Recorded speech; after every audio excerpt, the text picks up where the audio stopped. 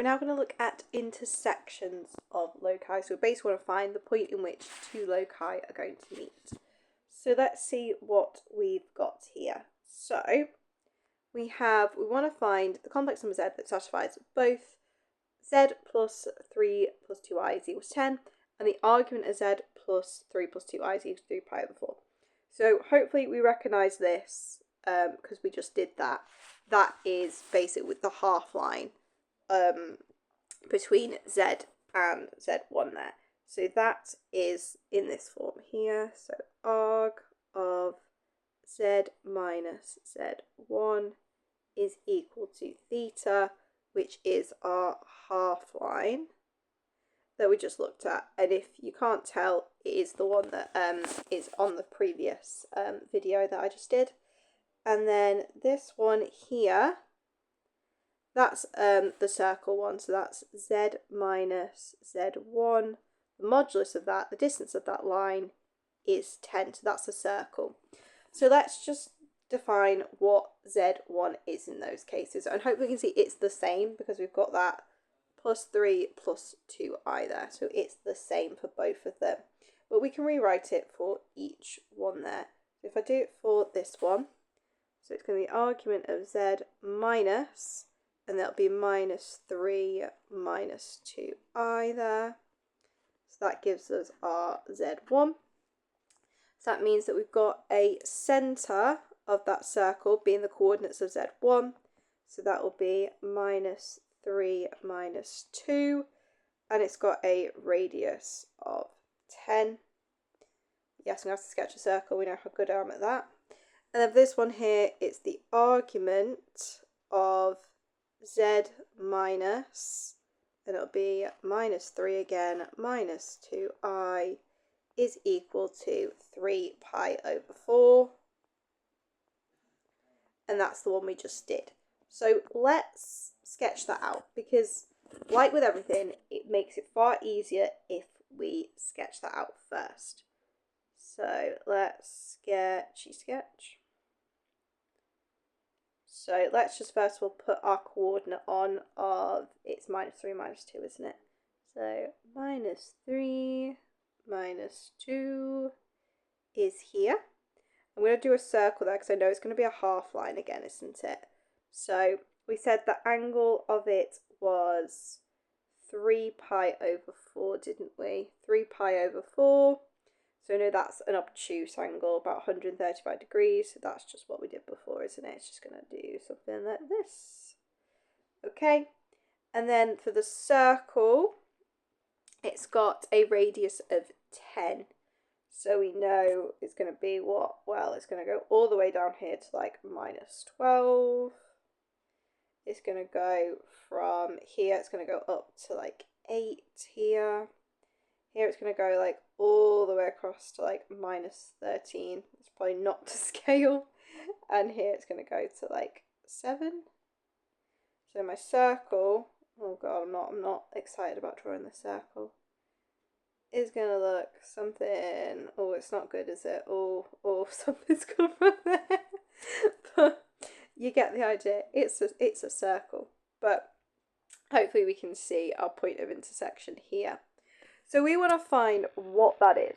Now there's two ways you can do this. You can do it geometrically, look at the coordinate geometry of it, which I'm going to try to do. And it's one thing, if you can do that, it speeds things up a bit, and also it means it will help you with other questions down the line if you can think like this.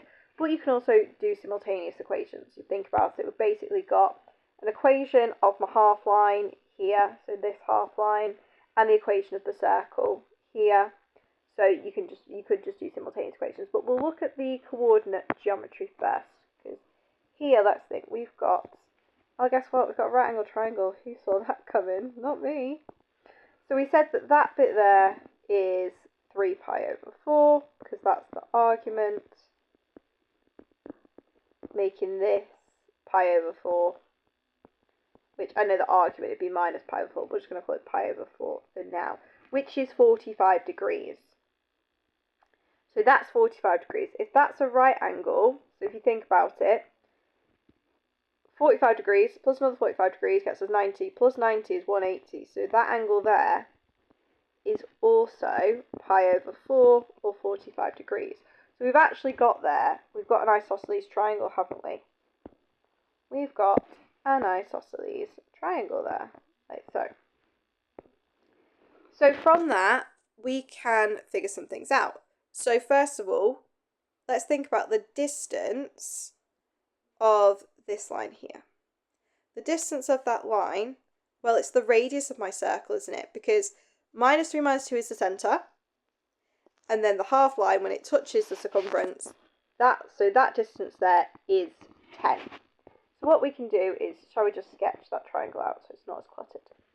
So we have this, we know that is going to be pi over 4, we know that's pi over 4, that's 10, and these two are the same.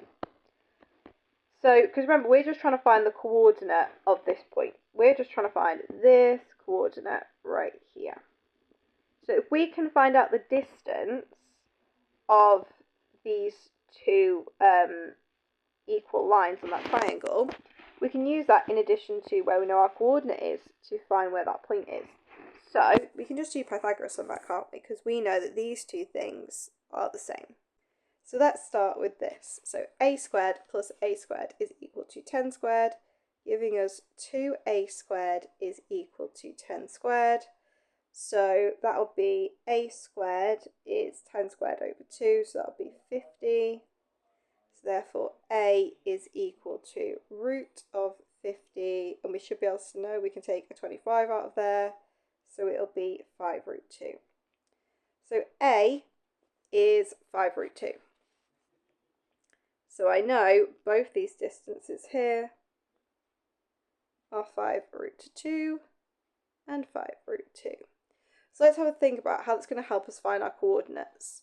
So I need to consider my pathway now from the origin to get to that point. And I can go through the centre of my circle. So here, let's think I can go to get to my coordinate vertically. I'm going to go down minus 2. But then I know the distance of that line. I go back up basically. I then go back up to my point, and I go up 5 root 2, don't I? So in y, basically to get down to my coordinate, I've gone down 2, and then I've gone up by 5 root 2.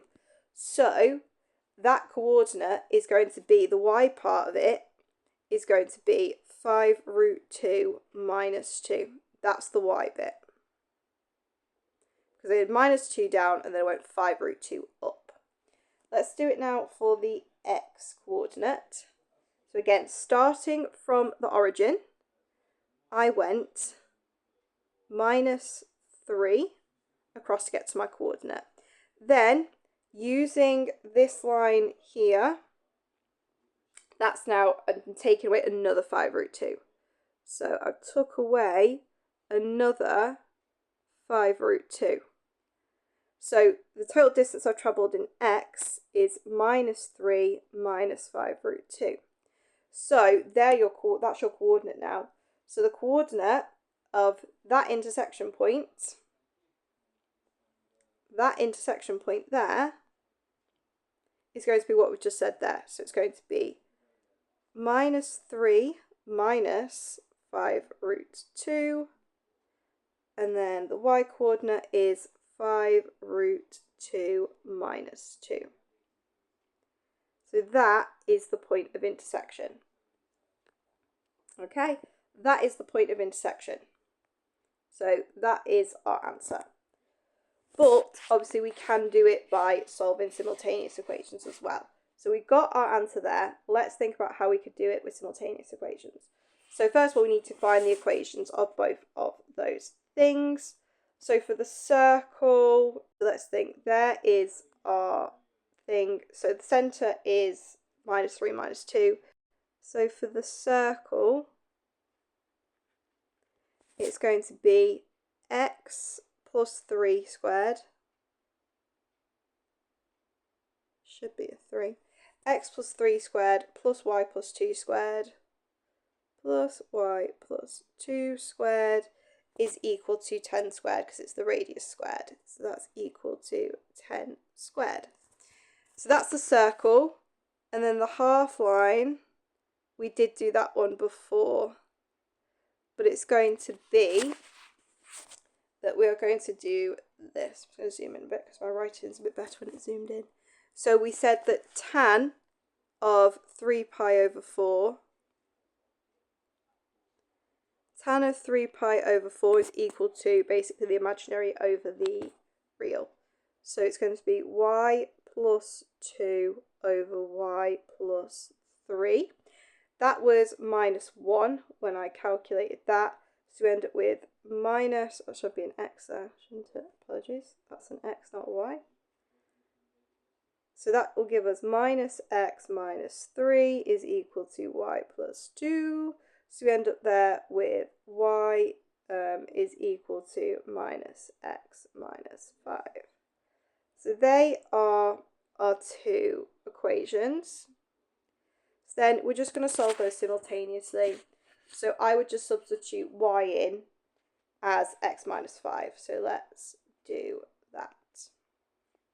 So it's going to become, oops, if I can write, x plus 3 squared plus minus x minus 5 plus 2 squared is equal to 10 squared.